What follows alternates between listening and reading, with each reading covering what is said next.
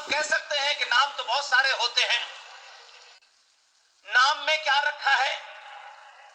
क्योंकि कुछ तथाकथित लोग जो हमारे समाज में लगता है कि उनके पास डिग्री बड़ी है, ज्यादा पढ़ गए हैं, उन्हें एहसान भाई के साथ चवन्नी का बिजनेस भी करना है, कुछ दुकान भी चलानी है, किसी के वोट भी लेने हैं, ऐसे लोग ज्ञान बहुत देते हैं।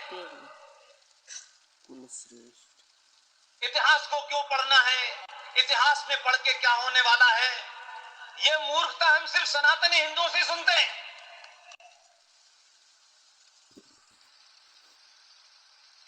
और इसलिए सुनते हैं कि हमारे बीच में लालची और कायरों की भरमार है। जो लोग बार बार ये कहते हैं नाम में क्या रखा है, नाम में ही सब कुछ रखा है।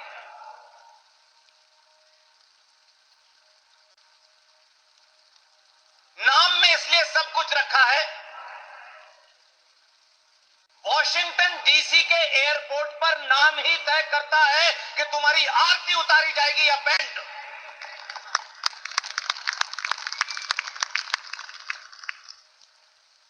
नाम की अपनी ताकत है। इसलिए आपके यहां अगर अफजलपुर है तो इसलिए है कि अभी कुछ दिन पहले महाराष्ट्र में सरकार बदली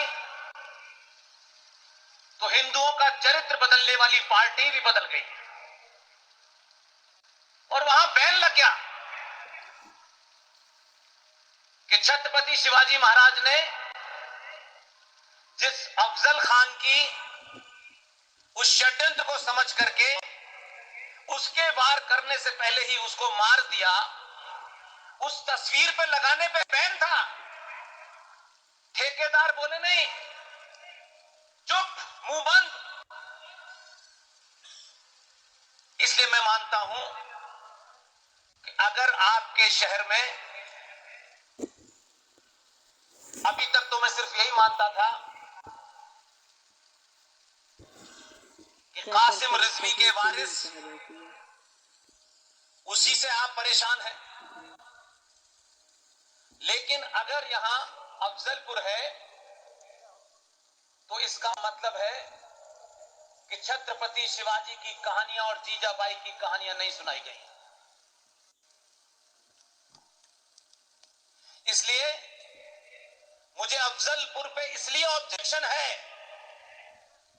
ये अफजलपुर ही इस देश के 17 करोड़ मुसलमानों में अफजल गुरु बनने की प्रेरणा देता है। अगर अपने समाज में अफजल गुरु पैदा ना हो तो अफजलपुर का नाम 24 घंटे बताइए। ये बच्चे जब आपसे पूछेंगे कि आप बहुत बड़ी बातें करते थे, हिंदुत्व की राजनीति करते थे और हजारों 100 संगठन साल पुराने संगठन प्रवचन देते हैं, तो फिर ये अफजल गुरु को देखने के बाद, अफजलपुर को देखने के बाद कौन बनना चाहेगा शिवाजी? इसलिए ऐसे ही नाम नहीं बदल रहे हैं। एक बड़ा झूठ पाखंड चला हमारे यहां और दुनिया में हम एकमात्र लोग हैं कि हमको कोई भी झूठ बोलता है, कोई भी पाखंडी आता है, हम उसी की बात मान लेते हैं। जो समाज शास्त्रार्थ करता था, डायलॉग करता था, किसी भी विवाद पर डायलॉग करता था, वो समाज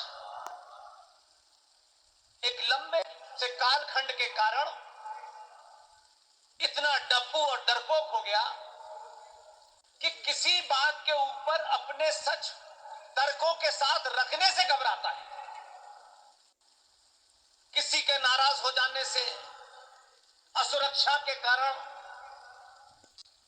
आप सच बात नहीं बोलते।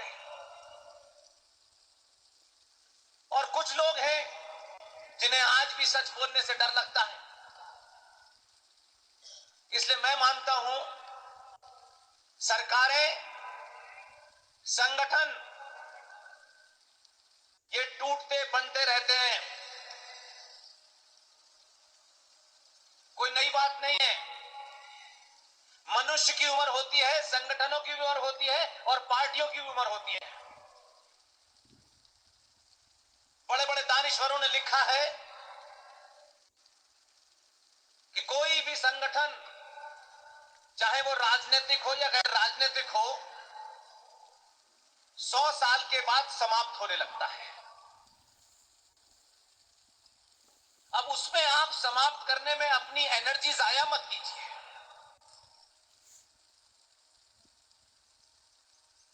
1885 में उत्तर प्रदेश में एक जगह है इटावा, जहां की कहानियां आपने सुनी होगी।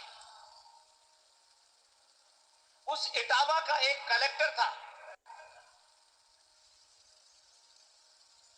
उस कलेक्टर को एक एजेंडा सौंपा गया